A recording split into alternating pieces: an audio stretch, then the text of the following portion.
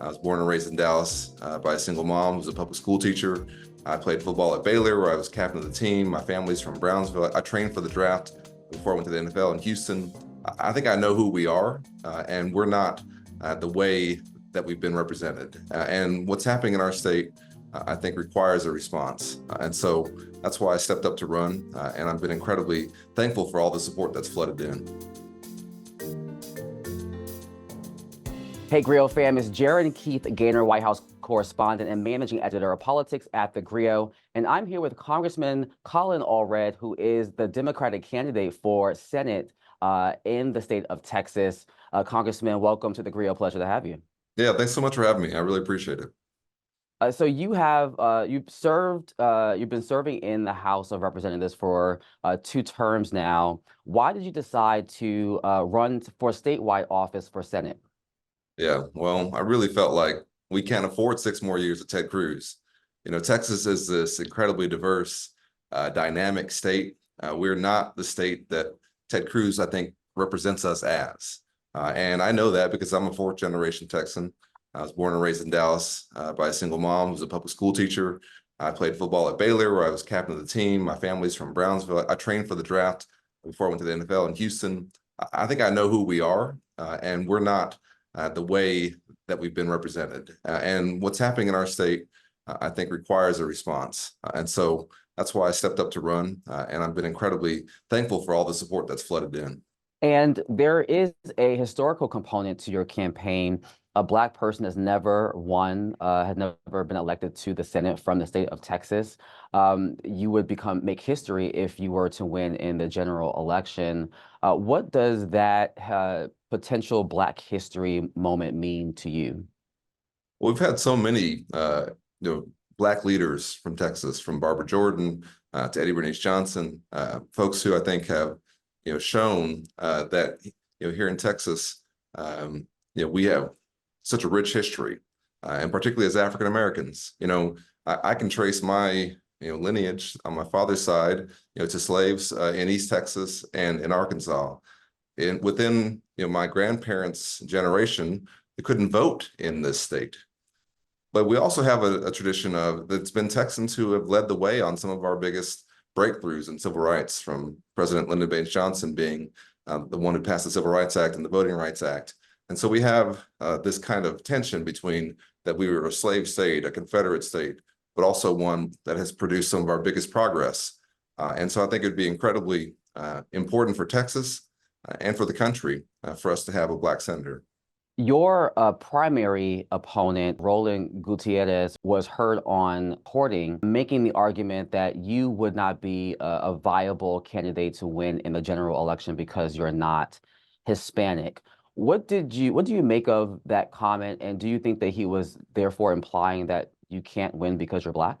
Well, I've always rejected identity politics because for us, I think the Democratic Party, we're a party of coalitions. We're bringing together folks of all different backgrounds who believe that we can, when we work together, try and allow folks to chase their version of the American dream. I was elected to a seat in Congress that was majority white, and so to me, if identity politics really dictated how elections would go, then I would have never been elected to Congress in the first place.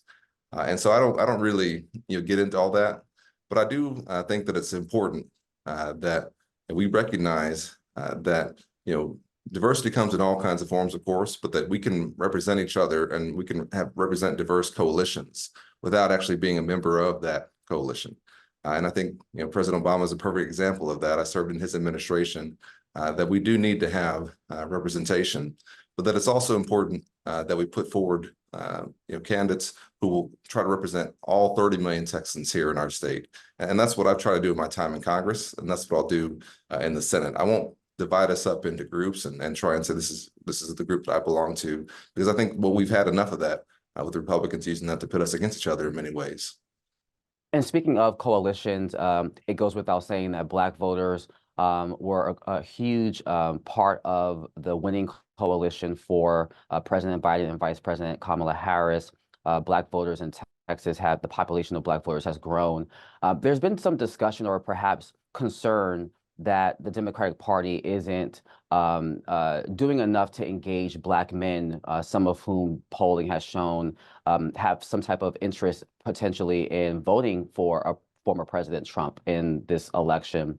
If you were consulting the Democratic Party nationally, what would you say to them in terms of, as a Black man, what they should be doing and thinking about when engaging Black male voters? Yeah, this is something we talk about a lot in the Congressional Black Caucus, and I've spoken to President Obama about this, and listen, I think that we are like every other part of the electorate, that you have to make your pitch based on our policies and also what we've done, and ask folks to judge us on that record and what we will do for you going forward. I think President Biden has a really strong record to point to in terms of what he's done for the African-American community, in terms of what he's done, I think, as president, and what the alternative is versus what President Trump would do for our community. But we have to be engaged.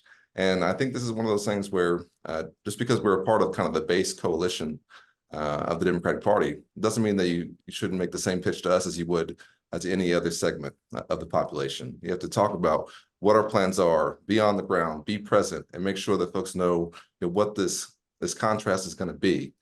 Because I think in the end, what we'll see is that as we have in election after election after election, African Americans are going to make a decision based on who they think will best represent them. And I think that's going to lead us not towards Trump.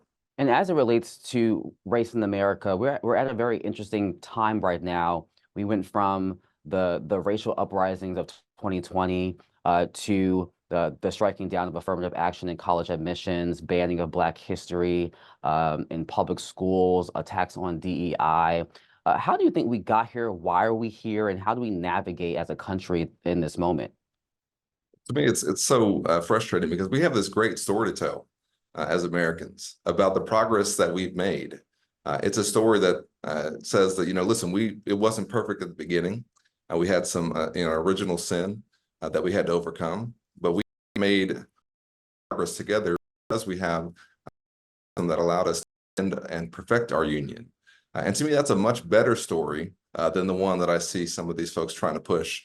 That none of this ever happened, or that slaves were indentured servants, or whatever they want to the kind of issue of the moment is. But and so we have to teach our real history. And I tell folks all the time, when you're talking about our young people and you're trying to ban books or not teach our actual history, it's like these kids have the internet. Okay, like they know, and they know what's happening, and they know what you're trying not to put in front of them. And when it comes to diversity, equity, and inclusion, listen.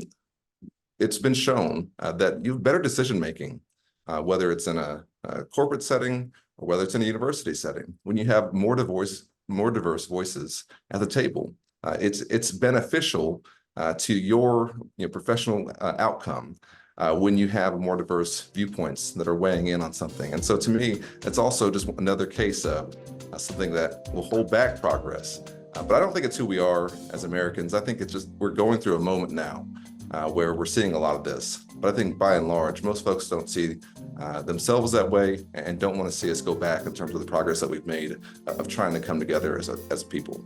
Congressman Colin Allred, candidate for U.S. Senate in Texas, thank you again for your time. Yeah, thanks for having me. I really appreciate it.